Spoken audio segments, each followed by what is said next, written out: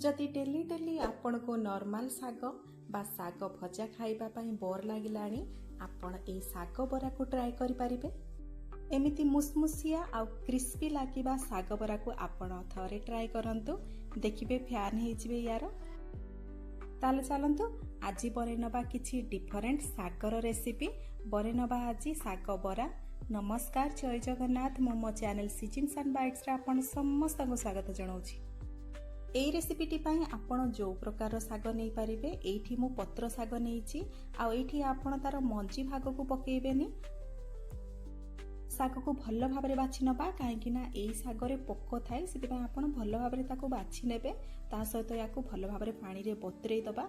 बतरेई देकी ताको पाखापाखि आमे अध घंटे पर्यंत छाड़ी दबा, जेमिति कि जदि किछि धूली अंश थिला हमर साग पानी रे ताको जेतेबेले भल भाबरे आमे छाणीबा सफा करिबा, सेई धूली अंश पळेइबो।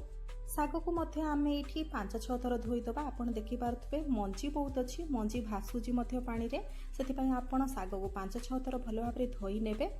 एबे चलंतु बरा प्रस्तुत करिया पई तार बैटरटी प्रस्तुत करि नबा। सेति पई देखंतु 2टी कंचा लंका नेइची आ 10 रु 12टी रसुण कला नेइची। बराटी टिके हमर रागुआ रागुआ आ रसुण रो फ्लेवर आसिले भल लागिबो, किंतु जदि आपण बेसी राग खाउ नथबे कंचा लंकार मात्रा को कमेई पारिबे।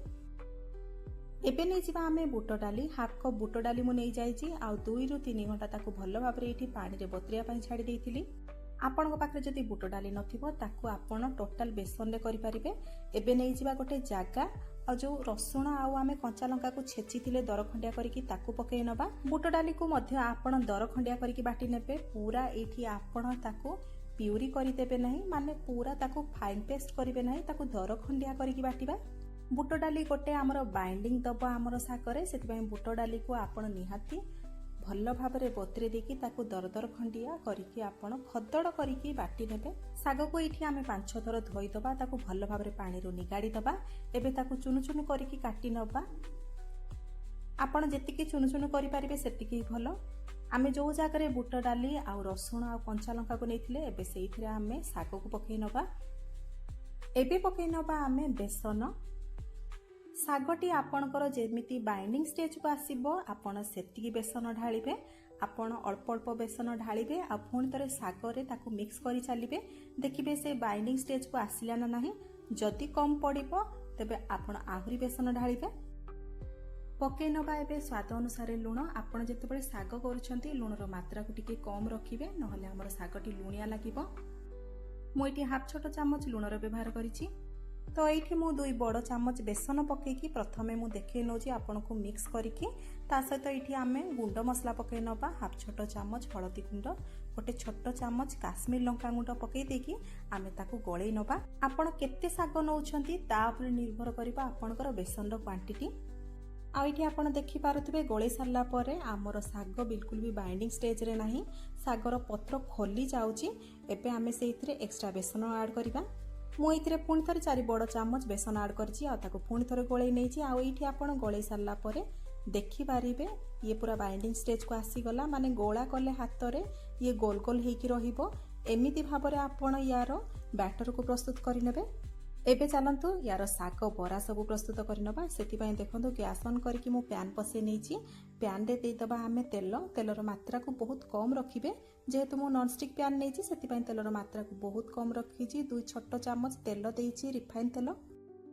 तेल हमर हल्का गरम हे गला परे आमे यार किछि मात्रा रे नेकी आमे पैन रे दबा आ ताको आकुटी सहाय्य रे धीरे धीरे स्प्रेड करिबा। एमिति छोट छोट बरा सब आमे तयारी करिकि आमे पैन ऊपर रखि नबा। जेहेतु आमर साग शीघ्र सिझी जाए सेतिपई एइथिरे आपण ढाकुणी गड़ेबा किछि दरकार पड़िबो नाही। किछि समय परे देखंतु यार तळ भाग मते हेइ गलानी। एबे चलंतु याको ओलटाई दबा आ यार ऊपर भाग को भल भाबरे कुकवा पई दबा। एपट सेपट करिकि आपण ताको लो फ्लेम रे भाजी नेबे, हाई फ्लेम करिवे नाही। हाई फ्लेम कले साग हमर पोड़ी जिवो। एमिति एपट सेपट करिकि आपण जेतेबेले किछि समय भाजी नेबे ये रेडी हेइ जिवो। लो फ्लेम रे भाजिले मध्य ये पूरा क्रिस्पी हेइ जिवो। आ एठी देखंतु कम तेल रे मध्य हमर ये पूरा क्रिस्पी हेकि रेडी हे गला। एबे हमर साग बरा पूरा फुल रेडी हे जाइछि।